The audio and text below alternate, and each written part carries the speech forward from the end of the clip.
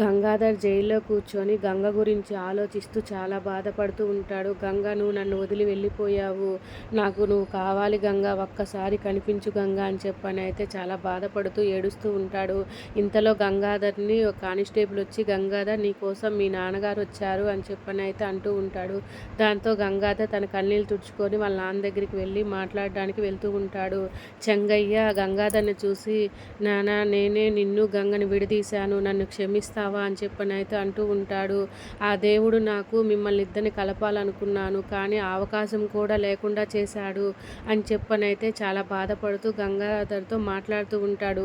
ఏం జరిగింది నాన్న అని చెప్పనైతే గంగాధర్ అడుగుతూ ఉంటే, నేను గంగని చూశాను గంగాధర్ అని చెప్పనైతే అంటూ ఉంటాడు.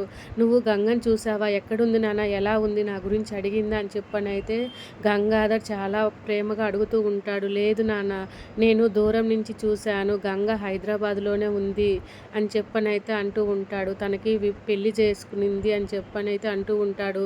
తన భర్త చాలా అందగాడు అని చెప్పనైతే అంటూ ఉంటాడు.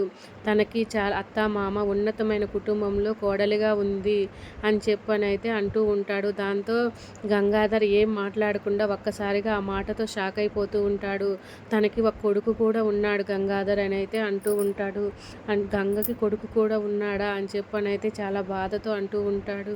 సరే నాన్న, నా జీవితం ఎట్లాగో ఈ విధంగా అయ్యింది, తన జీవితం అన్నా బాగుంది కదా, అయితే మనము శుభ్రాని గంగకి ఇచ్చేద్దాం నాన్న అయితే అంటూ ఉంటాడు. అదేం గంగాధర్ అట్లా మాట్లాడుతున్నావని చెప్పనైతే చెంగయ్య అంటూ ఉంటాడు. దాంతో గంగాధర్, లేదు నాన్న, మనము ఆ తల్లి కూతురిని కలుపుదాము అని చెప్పనైతే అంటూ ఉంటాడు. సరే గంగాధర్, నువ్వు చెప్పినట్టే నా ప్రయత్నం చేస్తాను. ఇప్పుడు వరకు దేవుడు ఇలా పెట్టున్నాడు, ముందు ముందు ఆ భగవంతుడు ఎలా రాసి ఉన్నాడో మనకేం తెలుసు నాయన అని చెప్పనైతే అంటూ అక్కడి నుంచి చాలా బాధపడుతూ తన కొడుకు గురించి తలుచుకుంటూ వెళ్ళిపోతూ ఉంటాడు. ఇంకా గంగాధర్, గంగా పెళ్లి చేసుకుందా, అంతేలే, ఇలాంటి జీవితం ఎవరు గడపాలనుకుంటాడు, తను నాతో కలిసి ఉన్నన్ని రోజులు కష్టాలే అనుభవించింది అని అనుకుంటాడు.